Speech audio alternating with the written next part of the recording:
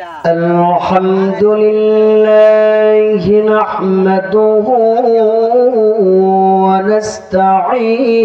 ونستعينه ونستغفره ونعوذ بالله من شرور أنفسنا ومن سيئات أعمالنا من يهده الله فلا مضل له ومن يضلله فلا هادي له ونشهد أن لا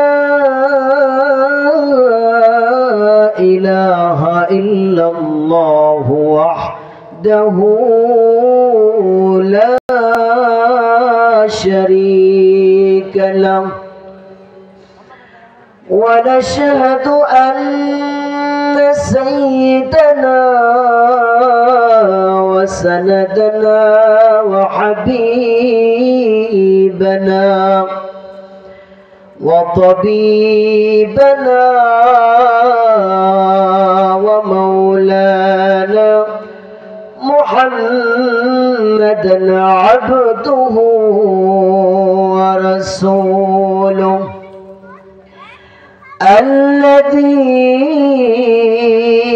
الذي أرسله بالحق بشيرا ونذيرا وداعيا إلى الله بإذنه وسراجا منيرا أما بعد فأعوذ بالله من الشيطان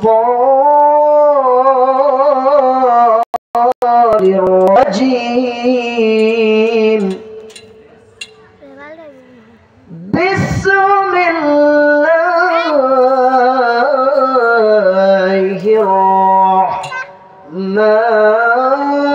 الرحمن الرحيم منها خلقناكم وفيها نعيدكم ومنها نخرجكم تارة أخرى وقال تعالى كل نفس ذائقة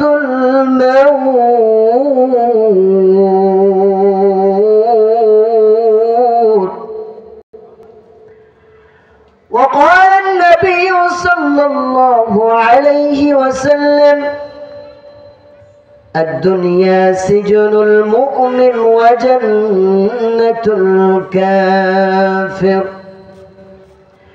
إن الله وملائكته يصلون على النبي يا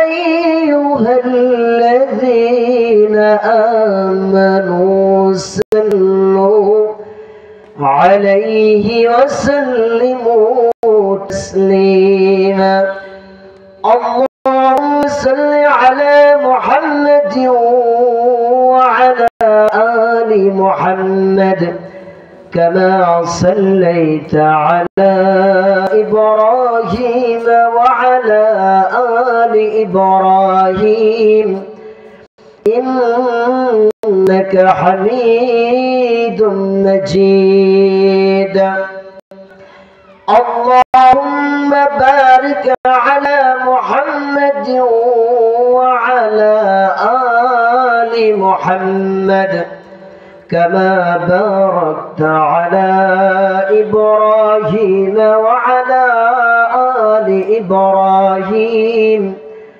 إنك حميد مجيد بلغ العلا بكماله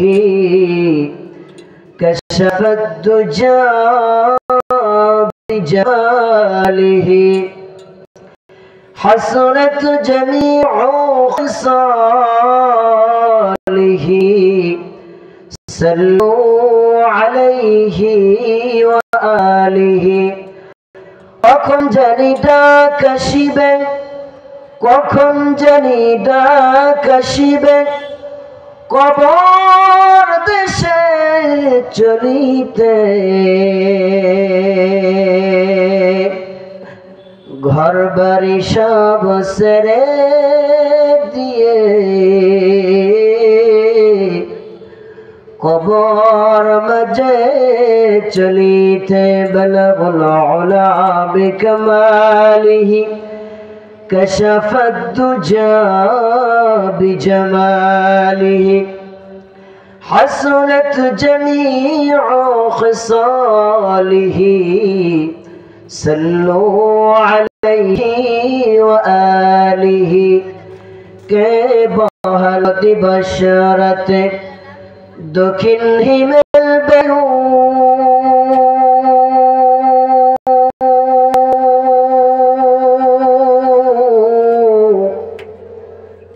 কোথা থেকে পেলি রে তুই মানুষটার জীবনে লা ইলাহা ইল্লাল্লাহ লা ইলাহা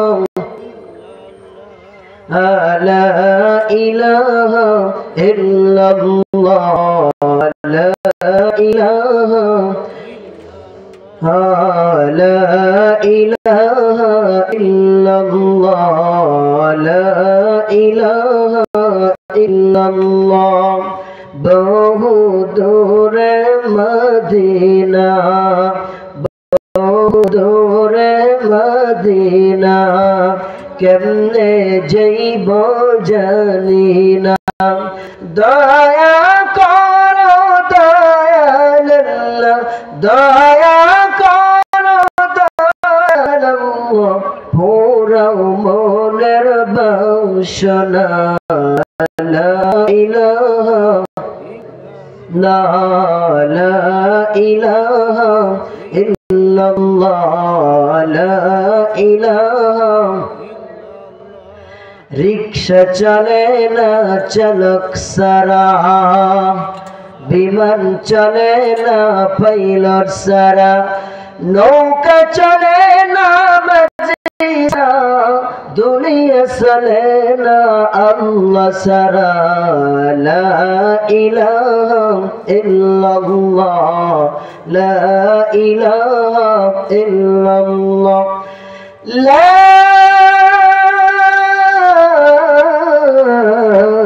ইলাহা ইল্লাল্লাহ মুহাম্মাদুর রাসূলুল্লাহ সাল্লাল্লাহু আলাইহি ওয়াসাল্লাম।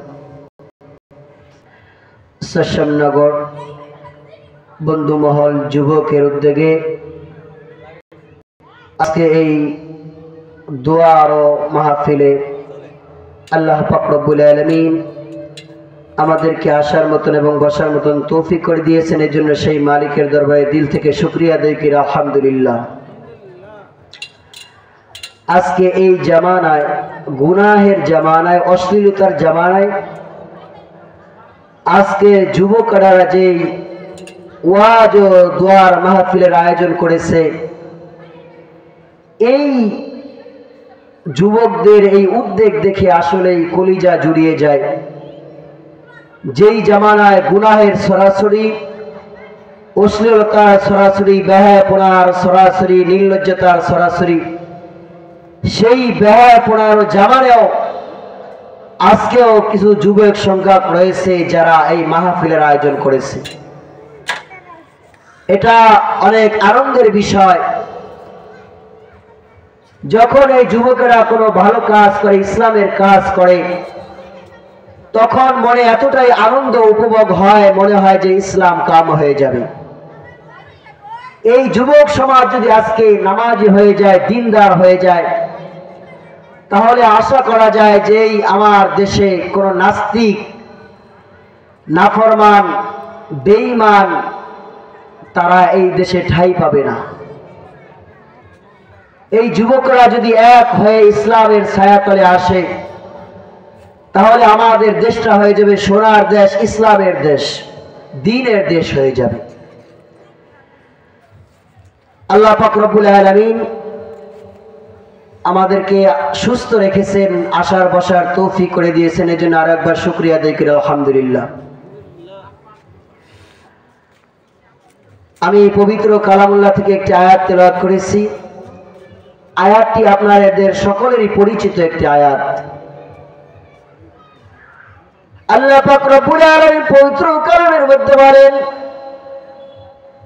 মিনহা খালাকনাকুম ওয়া ফিহা নুঈদুকুম ওয়া মিনহা নুখরিজুকুম তারাতান উখরা। এই আয়াতটা আমাদের সকলেরই পরিচিত একটা আয়াত। আমরা যখন একজন মানুষ মারা যায়, মারা যাওয়ার পরে যখন কবরে যাই, কবরস্থ করার জন্য কবরে রাখার সময় আমরা সকলে আয়াত করি,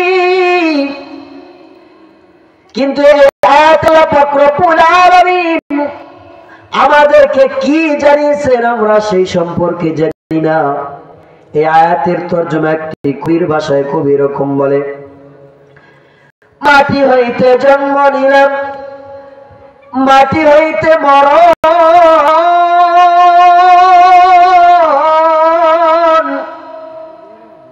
মাটি হইতে উঠতে হবে রাখিও স্মরণ। আল্লাহ পাক রব্বুল আলামিন তার বান্দাদেরকে বলে, বান্দা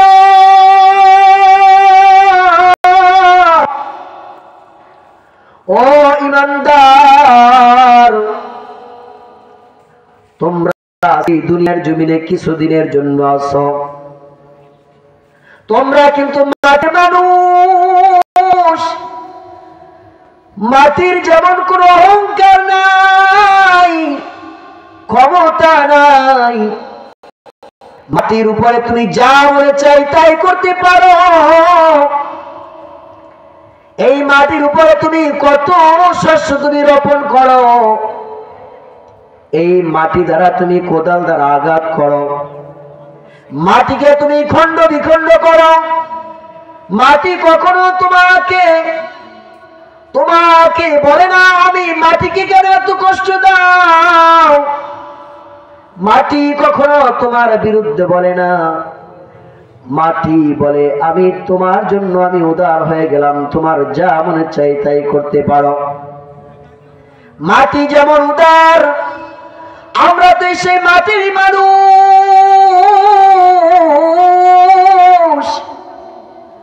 আল্লাহ পাক রব্বুল আলামিন আমাদেরকে মাটি দ্বারাই সৃষ্টি করেছেন, মাটি দ্বারাই বানাইছেন। এই মাটির আবার কিসের অহংকার, কিসের বাহাদুরি? এই মাটির তো কোনো অহংকার থাকতে পারে না, কোনো বাহাদুরি থাকতে পারে না।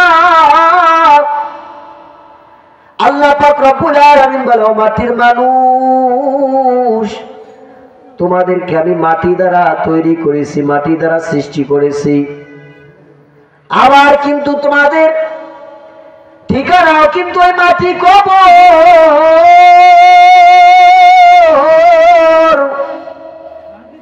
এই দুনিয়ার জমিনটা কিন্তু থাকার জায়গা নয়। এই দুনিয়ার জমিনে যতই চেষ্টা করো না কেন থাকতে পারবে না।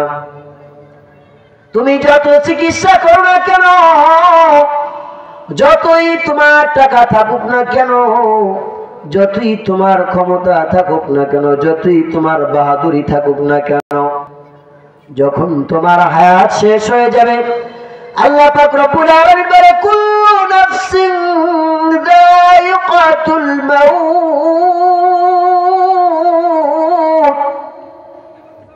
ও আমার বান্দারা, তোমরা স্মরণ রেখো, প্রত্যেকটি প্রাণীর কিন্তু মৃত্যুর স্বাদ গ্রহণ করতে হবে। এই মৃত্যু থেকে কিন্তু পলায়ন করতে পারবে না, ভাবতে পারবে না। তুমি মৃত্যু থেকে যত দূরেই যেতে চাও না কেন, যতই বাঁচার চেষ্টা করো, কোনো লাভ নাই, লাভ নাই। যখন তোমার হায়াত শেষ হয়ে যাবে, যখন তোমার হায়াত ফুরিয়ে যাবে, পৃথিবীর সমস্ত ডাক্তাররা যদি একত্র হয়ে চিকিৎসা করে, কারো বাবার রাখার ক্ষমতা নাই। যখন তোমার হায়াত শেষ হয়ে যাবে, তোমার জীবন শেষ, তোমার ঠিকানা হয়ে যাবে কবর। আজকে এই আরামে দাঁড়ানে ঘুমাইতেছ, এই সে কত আরামদায়ক পোশাক পরিধান করতেছ, তুমি কত শান্তিতে আছো, কত দামি দামি ল্যাপ, কম্বল, তোষক ব্যবহার করতেছ, জাজিম ব্যবহার করতেছ, খাট ব্যবহার করতেছ।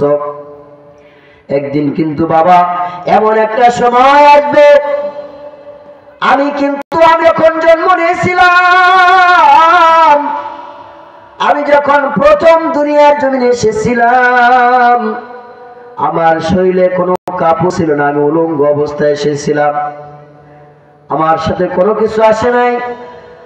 আবার একদিন এমন সময় হবে যেদিন আমার সঙ্গে আর কিছুই যাবে না, দুনিয়ার অর্থ সম্পদ আমার সাথে যাবে না, দুনিয়ার ধন দৌলত আমার সাথে যাবে না, দুনিয়ার টাকা পয়সা আমার সাথে যাবে না, দুনিয়ার বাহাদুরি আমার সাথে যাবে না, দুনিয়ার খবর আমার সাথে যাবে না, দুনিয়ার ছেলে সন্তান আমার সাথে যাবে না, দুনিয়ার স্ত্রী আমার সাথে যাবে না, মা বাবা আমার সাথে যাবে না, কেউ তো আপন হয়ে আমার সাথে যাবে না। আমি এসেছিলাম একা, আবার যাবো একা, সঙ্গে আমার কিছুই যাবে না। কবর আমাদেরকে প্রত্যেক দিন ডেকে ডেকে বলে, ও দুনিয়ার মানুষ, কবর আমাদেরকে প্রত্যেক দিন 5টি জিনিস অনুরোধ করে, ও দুনিয়ার মানুষ, ও আল্লাহর গোলাম,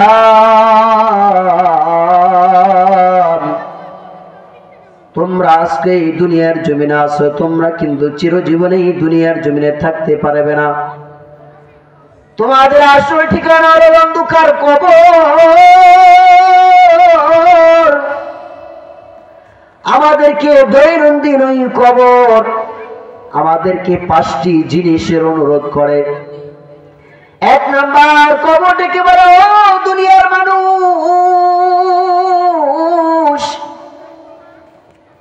আমি যে কবর মাটির ঘর, আমার কথা তোমরা স্মরণ করো, মনে করো, আমি যে কবর, আমার ভিতরে কিন্তু কোনো সঙ্গী নাই, সাথী নাই, কোনো বন্ধু নাই। তোমরা দুনিয়ার জমিন থেকে আমি যখন কবরে আসবা, দুনিয়ার জমিন থেকে তোমরা সঙ্গী নিয়ে আইসো, দুনিয়ার জমিন থেকে তোমরা সাথী নিয়ে আইসো। তাহলে আপনারা প্রশ্ন করতে পারেন যে কবরের সাথী এবং সঙ্গী কি, যেটা দুনিয়া থেকে জোগাড় করে নিয়ে যেতে হবে? কবরে যাওয়ার সময় আমার সাথী হয়ে আমার সঙ্গে যাবে, আমার সঙ্গী হয়ে যাবে হলো কোরআন। বলুন সুবহানাল্লাহ। যারা এই কোরআনকে মানবে, যারা এই কোরআনকে মহব্বত করবে, কোরআনকে ভালোবাসবে, কোরআন অনুযায়ী জীবন চালাইবে, যারা কোরআন পড়ে তাদেরকে মহব্বত করবে, যারা কোরআন পড়ে তাদেরকে ভালোবাসবে, নিজে কোরআন তেলাওয়াত করবে, সন্তানকে কোরআন পড়াইবে, নিজে কোরআনের উপর আমল করবে, পরিবারকে কোরআনের উপর আমল করাইবে, নিজে কোরআন অনুযায়ী চলবে, অপরকে কোরআন অনুযায়ী চলতে আদেশ দিবে। কোরআনের পরিপূর্ণ মহব্বত ভালোবাসা যার দিলের মধ্যে থাকবে, সেই লোকটার সঙ্গের সাথী হয়ে কোরআন কবরে যাবেন। সুবহানাল্লাহ। কোরআনের প্রতি যদি আমার ভালোবাসা থাকে, আজমত থাকে, মহব্বত থাকে, তাহলে এই কোরআন আমার সঙ্গে সাথী হয়ে কবরে যাবে, আমার সঙ্গী হয়ে কবরে যাবে। কিন্তু যদি আমার কোরআনের উপর আমল না থাকে, কোরআনকে না মানি, কোরআনের আইন না মানি, কোরআনকে ভালো না বাসি, যারা কোরআন পড়ে তাদেরকে মহব্বত না করি, তাদেরকে ভালো না বাসি, তাহলে এই কোরআন আমাদের সাথী হবে না, সঙ্গী হবে না। এক নাম্বার হলো কবরে আমার সাথী হয়ে যাবে এই কোরআন। দুই নাম্বার, কবরটিকে বলে ও দুনিয়ার মানুষ, আমি কবর কিন্তু অন্ধকার ঘর। বাবা দেখেন এই জায়গাটা অন্ধকার ছিল, এখন আলোকিত করার জন্য কতগুলো বাতি ফিট করেছে, এখন আলোকিত হয়ে গেছে, এখন আর অন্ধকার নাই। কিন্তু যে অন্ধকার কবর বাবা, সেই কবরেতে কোনো লাইটের ব্যবস্থা থাকবে না, কোনো বাতির ব্যবস্থা থাকবে না, কোনো আলোর ব্যবস্থা থাকবে না। কখন কি বাবা ওই কবরের কথা চিন্তা করেছেন? ওই কবরটা কতটুকু জায়গা বাবা, কতটুকু জায়গা? ওই কবর যে অন্ধকার ঘর, আপনি আমি আজকে একটু সামান্য কারেন্ট চলে গেলে অন্ধকার আমাদের কেমন যেন লাগে, ভয় ভয় লাগে, অন্ধকারের মধ্যে ভয় লাগে, ভয় লাগে। কিন্তু বাবা দুনিয়ার জমিনে অন্ধকার হলে আলোর ব্যবস্থা আছে, কিন্তু অন্ধকার কবরে যদি আমি বিপদে পড়ে যাই,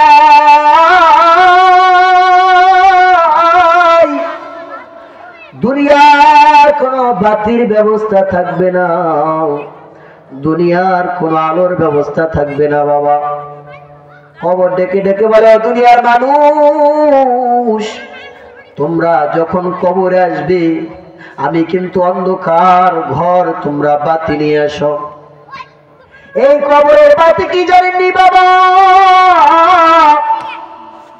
যারা আমরা আছে এই মাগরিবের নামাজ জামাতের সহিত আদায় করলাম, যারা এশারের নামাজ আদায় করব, যারা ফজরের নামাজ আদায় করব, এই নামাজ হলো আমার কবরে অন্ধকারের বাতি হয়ে যাবে। বলেন সুবহানাল্লাহ। এই নামাজ আমার কবরের বাতি হয়ে যাবে, আলো হয়ে যাবে। যারা দুনিয়ার জমিনে নামাজ আদায় করবে, রাতের নামাজ আদায় করবে, এই নামাজগুলো কবরে নূর হয়ে যাবে, আলোকিত হয়ে যাবে, বান্দার কোনো ভয় থাকবে না। নামাজ এসে বলবে ও বন্ধু তোমার কোনো ভয় নাই, তুমি দুনিয়ার জমিনে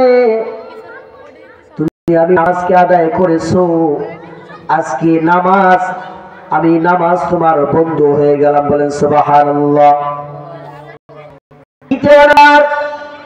কবর ডেকে ডেকে বলো দুনিয়ার মানুষ,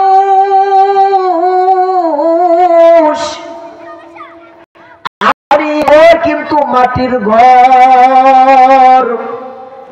বাবা আজকে দেখেন আরামের জন্য কত আমরা দামি দামি তোষকের ব্যবস্থা করি, জাজিমের ব্যবস্থা করি, যেন আরাম একটু ঘুমাইতে পারি, শান্তিতে একটু ঘুমাইতে পারি। আমাদের খাটে যদি কোনো কিছু না থাকে, শুধু তক্তার উপরে আমাদের ঘুম হয় না, আমাদের পিঠ ব্যথা করে। আমাদের কত দামি দামি বিছানা,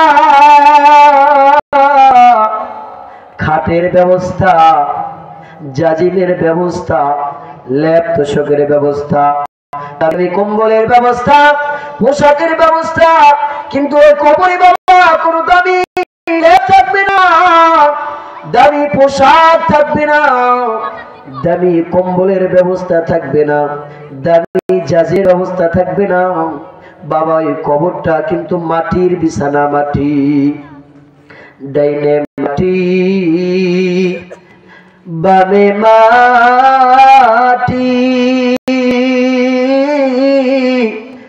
মাটির বিছানা, ডাইনে মাটি, বামে মাটি,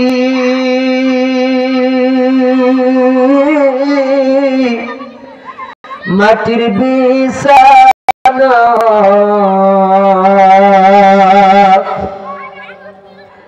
উপরে ওঠে বাঁশের চালি, ভগর জায়গা নাই, উপরে ওঠে বাঁশের চালি, ভগর জায়গা নাই। কত যত্নে পাখি তুমি,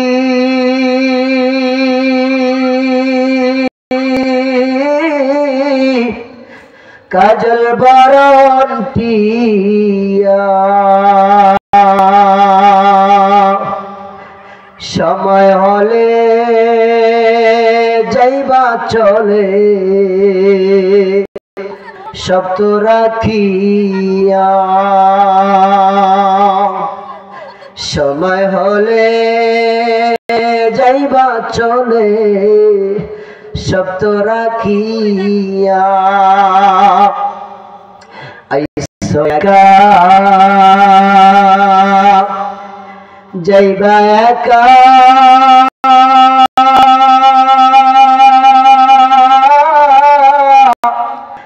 সঙ্গে কেহ যাইবে না, 3.5 হাত মাটি সারা, আর যে কিছু পাইবে না।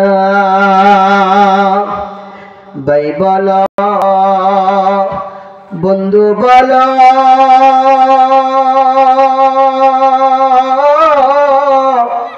সঙ্গে কেহ যাইবে না।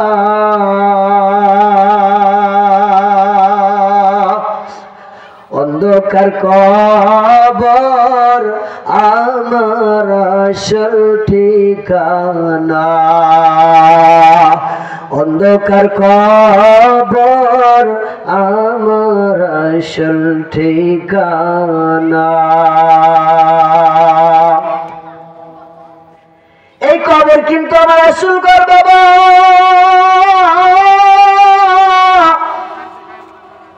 আজকে দুনিয়ায় আরামের জন্য কত কিছু করতেছি, দালান করতেছি, খাটের দামি দামি খাটের ব্যবস্থা করতেছি, দামি দামি তোষকের ব্যবস্থা করতেছি, ল্যাপের ব্যবস্থা করতেছি আরামের জন্য।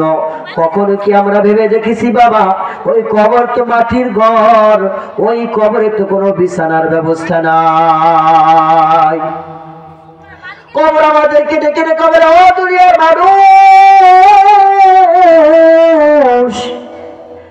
আমি কবর কিন্তু মাটির বিছানা। তোমরা দুনিয়ার জমিন থেকে যখন আসবা, তোমরা বিছানার ব্যবস্থা করে আইস।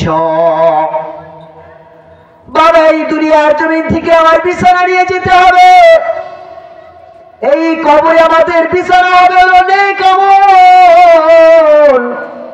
যারা দুনিয়ার জমিনে আমরা নেক আমল করতে পারবো, আমরা ভালো আমল করতে পারবো, আমাদের জিন্দেগিটা আমরা নেক কাজে লাগাতে পারবো। আমাদের সর্বক্ষণ যখন নেকের আমলের উপর চলবে, আমাদের সর্বসময় সর্বমুহূর্তটা যখন নেকের উপরে চলবে, এই নেক আমল কিন্তু আমার কবরে বিছানা হয়ে যাবে। একজন নেককার বান্দা যখন কবরে যাবে, তখন তার সঙ্গে সঙ্গে নেক আমল যায় বলবে, ও বন্ধু তোমার কোনো ভয় না, দুনিয়ার জন্য সামান্য কষ্ট করে তুমি নেক আমল করেছো, তুমি আল্লাহর ইবাদত করেছো, বندگی করেছো। এই শীতের মধ্যে, কনকনা শীতের মধ্যে তুমি কষ্ট করে ফজরের নামাজ আদায় করেছো। তুমি কত যতই কষ্ট হোক না কেন, তুমি মালিকের ইবাদত ছাড়ো নাই, গোলামি ছাড়ো নাই, নেক আমল ছাড়ো নাই। আজকে আমি নেক আমল তোমার বিছানা হয়ে গেলাম। বলেন সুবহানাল্লাহ। আমি যত কিছুর মালিক হই না কেন বাবা, আমার সঙ্গে কিন্তু আর কিছুই যাবে না। আমার তো দুনিয়ার জমিনে কত বন্ধু বান্ধব, কত আত্মীয় স্বজন, মরণের পরে দেখেন কেউ কি আমার সাথে যায়? সকলেই একটু কান্নাকাটি করে, মা বাবা একটু কান্নাকাটি করে, বন্ধু বান্ধব ভাই ব্রাদার একটু কান্নাকাটি করে। স্ত্রী, যে স্ত্রীর জন্য আপনার এত মহব্বত, এত মায়া ছিল, এত ভালোবাসা ছিল বাবা, সেই স্ত্রীও কিন্তু আপনাকে ভুলে যাবে। কেউ কিন্তু আপনার স্মরণ রাখবে না, কেউ আপনার সাথে যাবে ও না কবরে। আমার কবরে কিন্তু আমাকেই যেতে হবে। আমার কবরের সাথে কেউ যাবে না। আমি যদি দুনিয়ার জমিনে নেক আমল করতে পারি, নেক আমল করে যদি আমার জিন্দগি ভারী করতে পারি, আমার হায়াত ভারী করতে পারি নেক আমলের দ্বারা, তাহলে নেক আমল কিন্তু আমার সাথে হয়ে যাবে। দুনিয়ার আর কিছু আমার আপন হয়ে যাবে না, আমার সাথী হয়ে যাবে না। চতুর্থ নাম্বার কবরটি কিনে বলে, ও দুনিয়ার মানুষেরা রে,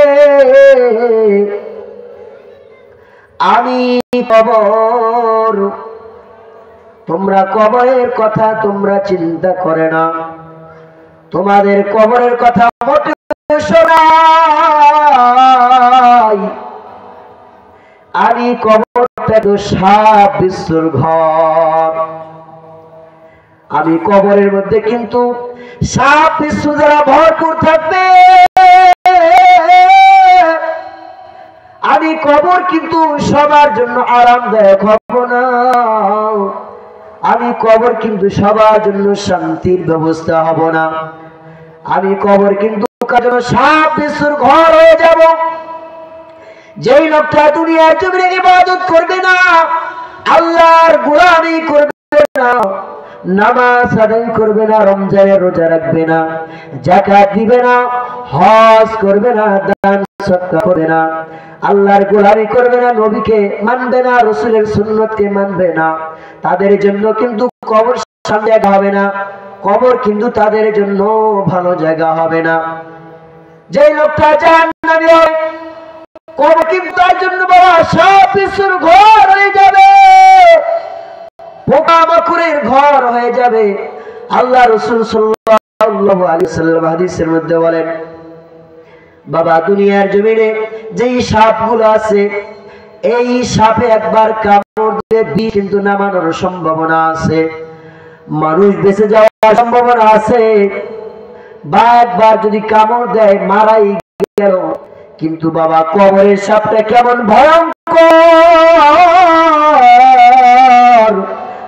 আল্লাহর রাসূল হাদিসে ফরমান যে কবরে যেই সাপ আছে, সেই সাপের কামড় তো দূরের কথা, সেই সাপের যে নিঃশ্বাস আছে, নিঃশ্বাস, সেই সাপের যদি নিঃশ্বাস একবার দুনিয়ার জমিনে ছাড়তো, তাহলে দুনিয়ার জমিনে যত তরুলতা গাছপালা যত কিছু আছে, সেই কবরে যেই সাপ আছে, সেই সাপের একবার নিঃশ্বাস যদি ছাড়তো, সেই নিঃশ্বাস ছাড়ার কারণে, নিঃশ্বাসের এত বিষ, সেই নিঃশ্বাসের বিষের কারণে দুনিয়ার সমস্ত গাছ গাছালাগুলো মরে যেত। বলেন নাউজুবিল্লাহ।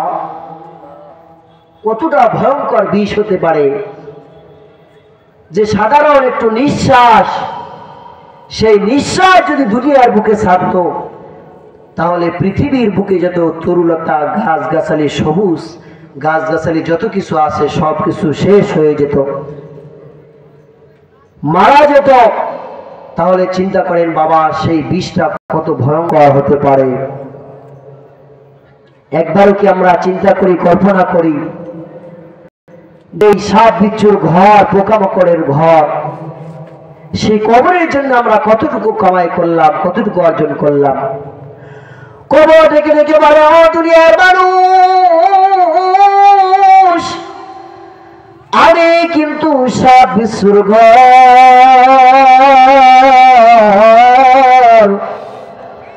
তোমরা আমার ভিতরে যখন আসবা তখন ঔষধের ব্যবস্থা করে এসো।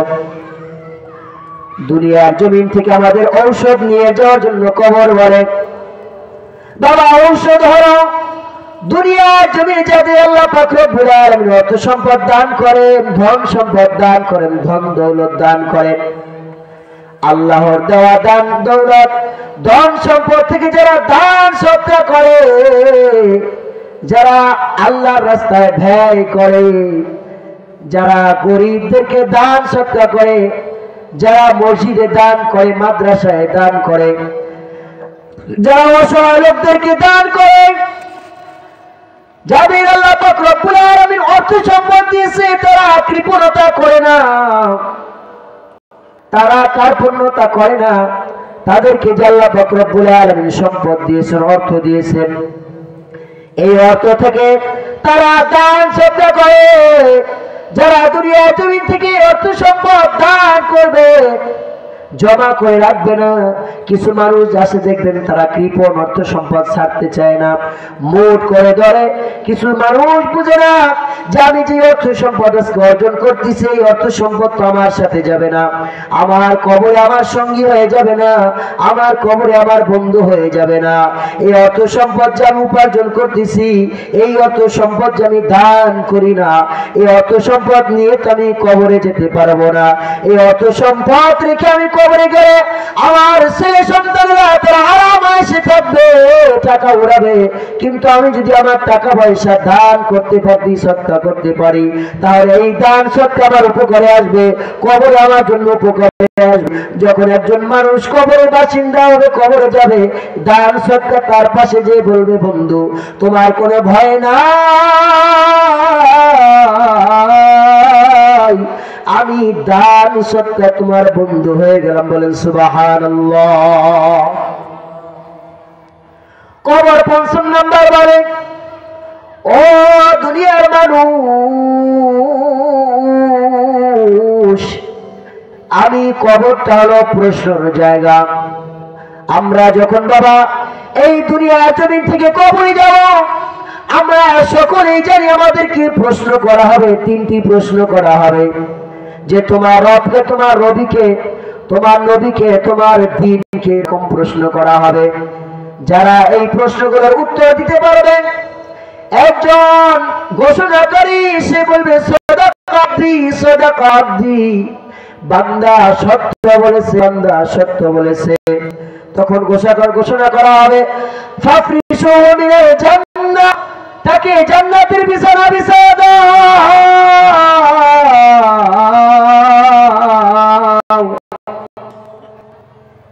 একজন ঘোষণাকারী বলবে তাকে জান্নাতের বিছানা বিছায়া দাও। জান্নাতের বিছানা বিছায়া দিবে বাবা। তারপরে বলা হবে আফরিশু মিনাল জান্নাহ, তাকে জান্নাতের পোশাকটা পরে দাও। জান্নাতের পোশাক পরায় দিবে। তারপরে বলবে আফতাহু মিনাল বাবিল জান্নাহ, তার কবরের মধ্যে এবং জান্নাতের একটা দরজা খুলে দাও। জান্নাত থেকে তার কবরের সুঘ্রাণ গুলো আসতে থাকবে। এমন সুঘ্রাণ আসবে, কবরবাসী বলবে এমন সুন্দর সুঘ্রাণ তোমার জীবনে কখনো শুনি নাই। বান্দা এই সুঘ্রাণ পাওয়ার পরে বান্দা ঘুমিয়ে যাবে। ঘুমানোর পরে 50 বছর কেটে যাবে। তারপরে যখন কিয়ামত হবে তখন ডাকা হবে। বান্দা বলবে আমি এই মাত্র ঘুমাইলাম, অথচ এক ঘুমে তার 50 বছর চলে গেছে। আর যে লোকটা বাবা নাফরমান হবে, নাফরমান বেঈমান, তার যখন জান কবজ করার জন্য মালাকুল মাউত আসবে, মালাকুল মাউত আজরাইলের পা থাকবে 7 তবক জমিনের নিচে, মাথা থাকবে সাত আসমানের উপরে হাতগুলো থাকবে একদিকে, ডান হাত থাকবে একদিকে, বাম হাত থাকবে একদিকে, চোখগুলো বড় বড় থাকবে। বেনামাজির দল, নাফরমানের দল, বেঈমানের দল, কাফেরের দল, যারা আল্লাহ রব্বুল আলামিনের হুকুম মানতো না, তারা মালাকুল মাউতকে দেখেই বেহুশ হয়ে পড়ে যাবে। এই জন্য দেখবেন বাবা, কিছু মানুষ আছে যারা মারা যায়, মারা যাওয়ার সময় তারা পায়খানা করে দেয়, পেশাব করে দেয়, ভয়ের কারণে তাদের চোখ উল্টে যায়, মুখটা বাঁকা হয়ে যায়। কারণ যারা নাফরমান হয়, যারা বেঈমান হয়, মালাকুল মাউতকে দেখার পর তারা বেহুশ হয়ে যায়। যখন বেঈমানের রূহটা বের করার জন্য আজরাইল মালাকুল মাউত যখন বেঈমানের রূহটা বলে, ও বেনামাজির রূহ, ওই বেঈমানের রূহ তুমি বের হয়ে যাও, তাড়াতাড়ি বের হয়ে যাও, তখন সেই রূহটা বের হতে চায় না। তখন মালাকুল মাউত এমন জোরে থাবা মারে, তার শরীরে যত রগ ছিল সমস্ত রগ গুলো চূর্ণ বিচূর্ণ ছিঁড়ে ছিঁড়ে যায়। বলে নাউজুবিল্লাহ। যখন জান কবজ করা হয়, যখন কবরে যায়, কবরে যাওয়ার পরে তখন তাকে প্রশ্ন করা হয়, তিনটা প্রশ্ন করা হয়। তার জবাব একটাই হয়, লা আদ্রি, লা আদ্রি, আমি কিছুই জানি না, আমি কিছুই জানি না। তখন একজন ঘোষণাকারী বলেন, কাযাবা আব্দি, কাযাবা আব্দি, বান্দা মিথ্যা বলেছে, বান্দা মিথ্যা বলেছে, বান্দা মিথ্যা কথা বলেছে। তখন বলা হয়, ওয়ালবিসুহু মিনান নার, তাকে জাহান্নামের বিছানা বিছায়া দাও, আগুনের বিছানা বিছায়া দাও।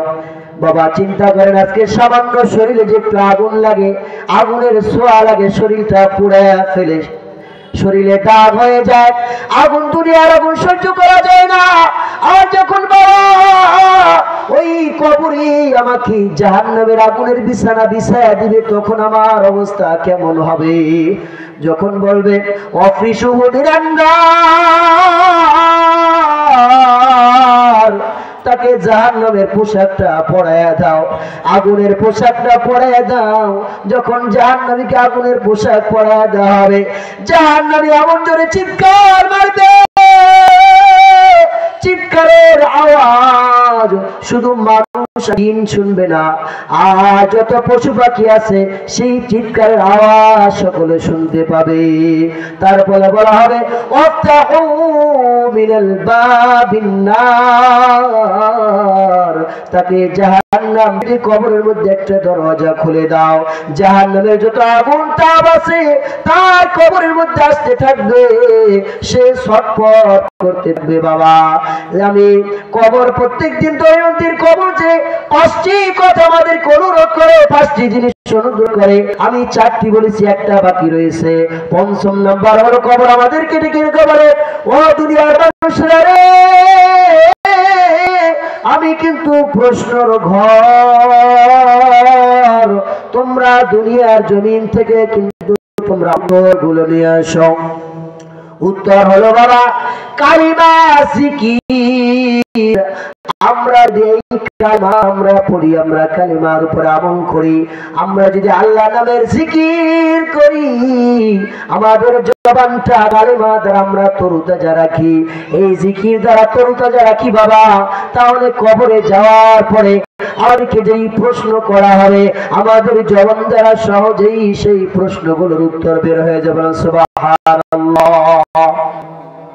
এজন্য বাবা কবর কিন্তু আমাদেরকে প্রত্যেকদিন ডেকে ডেকে বলে, ও দুনিয়ার মানুষ, তোমরা আজকে দুনিয়ার মহব্বতে পড়িয়া, দুনিয়ার সন্তানের মহব্বতে পড়িয়া, দুনিয়ার স্ত্রীর মহব্বতে পড়িয়া, দুনিয়ার বন্ধুর মহব্বতে পড়িয়া, দুনিয়ার আত্মীয়স্বজনের মহব্বতে পড়িয়া আমি রবকে ভুলিয়া গেলা, আমি মালিককে ভুলিয়ে গেলাম। আমার কাছে কিন্তু একদিন আসতে হবে। কার লাগিয়া কান্দরে মন, কার কার লাগিয়া হাসো যে তোমারে করিল সৃজন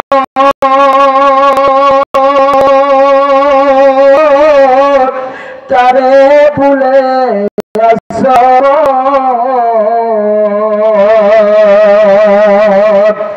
কার লাগিয়া কান্দ তুমি কার লাগিয়া হাসো বাবা আজকে যে রবকে আমরা ভুলিয়ে গেলাম